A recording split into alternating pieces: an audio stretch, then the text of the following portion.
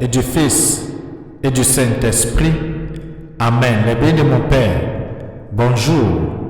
Grande est ma joie de vous avoir ce matin pour que nous continuions avec la grâce de Dieu à cheminer en méditant les paroles de chaque jour, les paroles que la Sainte Église met à notre disposition pour notre nourriture spirituelle. J'imagine que chacun de nous faisons l'effort et l'exercice de lire nos textes pour nous familiariser à la parole de Dieu. Saint Paul disait déjà à Timothée que toute écriture est inspirée de Dieu, utile pour reprendre, pour enseigner, pour conseiller, et que la parole de Dieu, elle est intelligente. Et nous le savons aussi, la parole de Dieu, elle est vivante. Aujourd'hui, le bien de mon Père, 2 textes pour notre méditation. Et nous sommes mardi de la 30e semaine du temps ordinaire. Nous lisons les textes de l'année impaire. La première lecture est tirée de la lettre de Saint Paul, apôtre aux Romains, au chapitre 8, les versets 18 à 25, dans lequel Saint Paul dit aux Romains que la création attend avec impatience la révélation des fils de Dieu. La Bible de mon Père, cela est beau à savoir que c'est toute la création qui attend la révélation. Ce n'est pas seulement l'homme, mais c'est tout ce que Dieu a créé. Et là, cela peut nous permettre de mieux comprendre ce que le livre d'Apocalypse ou le livre de Révélation au chapitre 21, Saint Jean voit comment il y a une nouvelle terre et les nouveaux cieux qui sont descendus pour donner à l'homme comme héritage.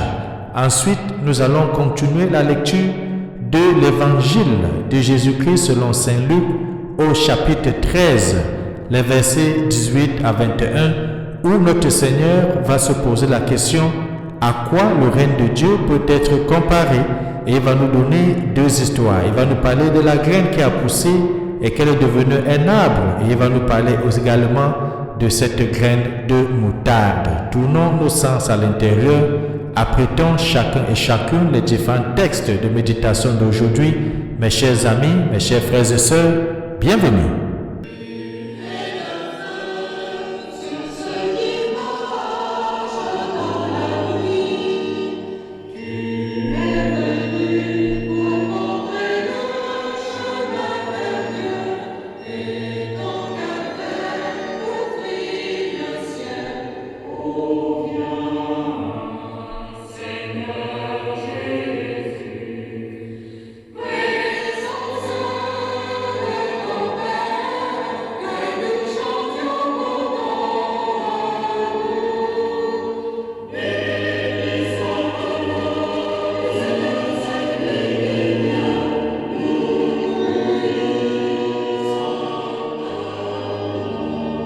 Prions. Dans ton amour inlassable, Seigneur, veille sur ta famille. Et puisque ta grâce est notre unique espoir, garde-nous sous ta constante protection. Nous t'avons prié par Jésus-Christ, ton Fils bien-aimé, lui qui vit et règne avec toi dans l'unité du Saint-Esprit, Dieu maintenant et pour des siècles et des siècles. Amen. Lisons les biens de mon Père, Romains au chapitre 8, les versets 18 à 25, et nous allons écouter ensemble la proclamation de Saint Luc au chapitre 13, les versets 18 à 21. Bonne méditation.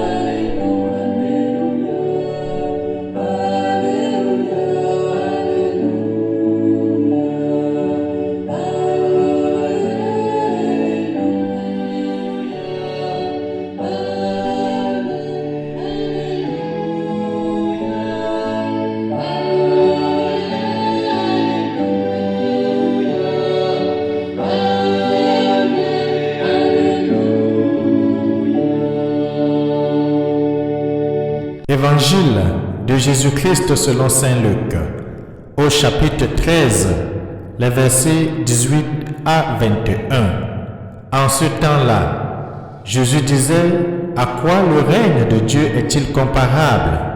À quoi vais-je le comparer? Il est comparable à une graine de moutarde qu'un homme a prise et jetée dans un jardin. Elle a poussé, elle est devenue un arbre, et les oiseaux du ciel ont fait leur nid dans ses branches. Il dit encore: à quoi pourrais-je comparer le règne de Dieu? Il est comparable au levain qu'une femme a mis et enfoui dans 3 mesures de farine, jusqu'à ce que toute la pâte est levée. Acclamons la parole de Dieu. Louange à toi, Seigneur Jésus-Christ. À quoi le règne de Dieu est-il comparable? Il est comparable à cette graine de moutarde qui a poussé et est devenue un grand arbre. Il est comparable aussi à ce levain dans lequel la femme a mis la farine et qui s'est levée.